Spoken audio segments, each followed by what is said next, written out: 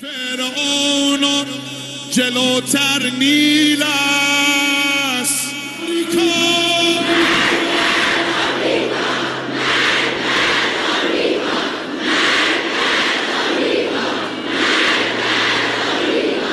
به فدای غم جان کاه ابا عبدالله.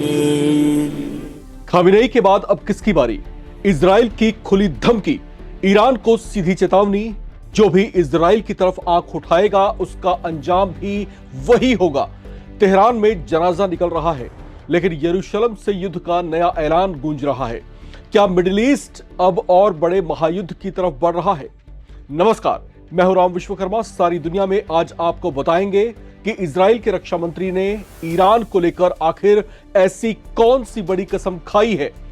Khamenei के अंतिम संस्कार के बीच तेहरान से कैसी तस्वीरें सामने आई हैं, बदले की मांग क्यों तेज हो रही है, और आखिर इस पूरे घटनाक्रम के बाद पश्चिम एशिया में युद्ध का खतरा कितना ज्यादा बढ़ गया है।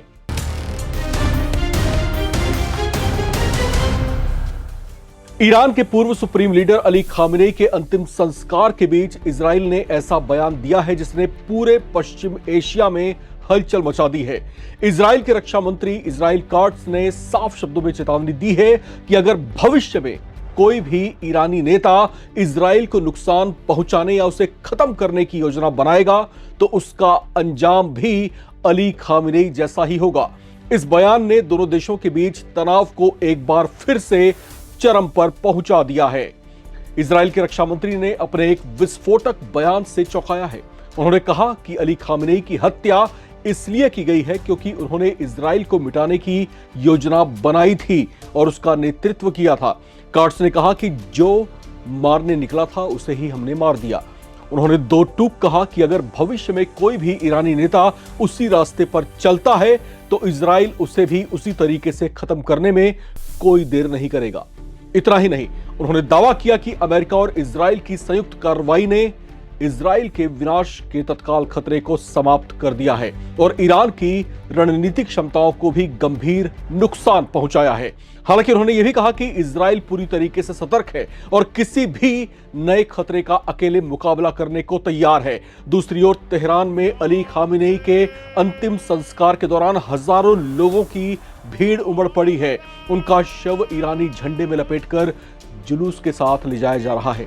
लोग ताबूत को छूने की कोशिशें कर रहे हैं, स्कार्फ और दूसरी चीजें फेंक रहे हैं ताकि वे ताबूत से स्पर्श होकर आशीर्वाद प्राप्त कर सकें।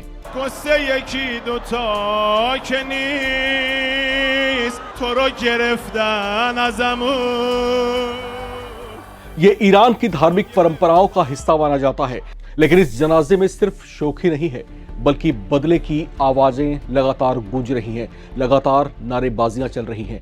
अंतिम संस्कार में शामिल कई लोग अमेरिकी राष्ट्रपति डोनाल्ड ट्रंप और इजराइल के प्रधानमंत्री बेंजामिन नेतन्याहू के खिलाफ पोस्टर और नारे लगा रहे हैं। कुछ पोस्टर्स में दोनों नेताओं की हत्या की मांग की गई है। इतना उग्र प्रदर्शन वहां चल रहा है।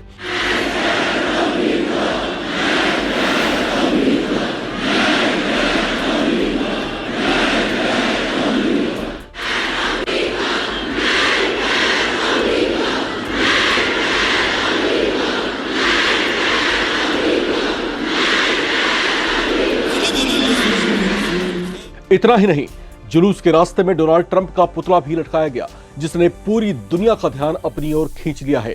इजराइल और अमेरिका ने इन घटनाओं पर कड़ी प्रतिक्रिया दी है और इसे ईरानी नेतृत्व की सोच का प्रतिबिंब बताया है, उसकी एक छवि बताई है। अब सबसे बड़ा सवाल यही है कि क्या खामेनेई की मौत के बाद ईरान और ज्यादा आक्रामक रुख अपनाएगा?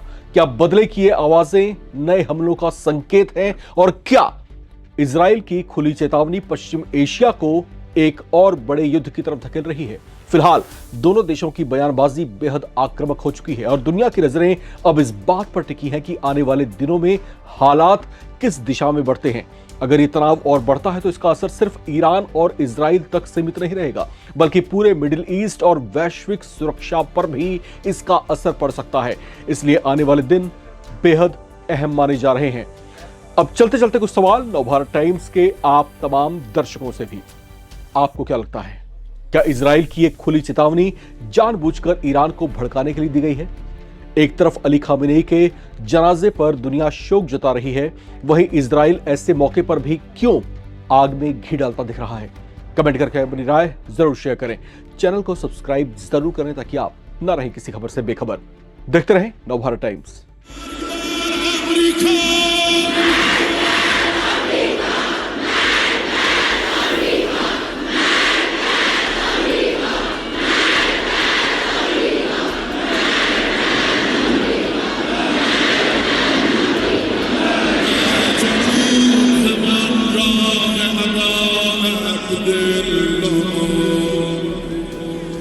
به فدای غم جان کاه ابا عبدالله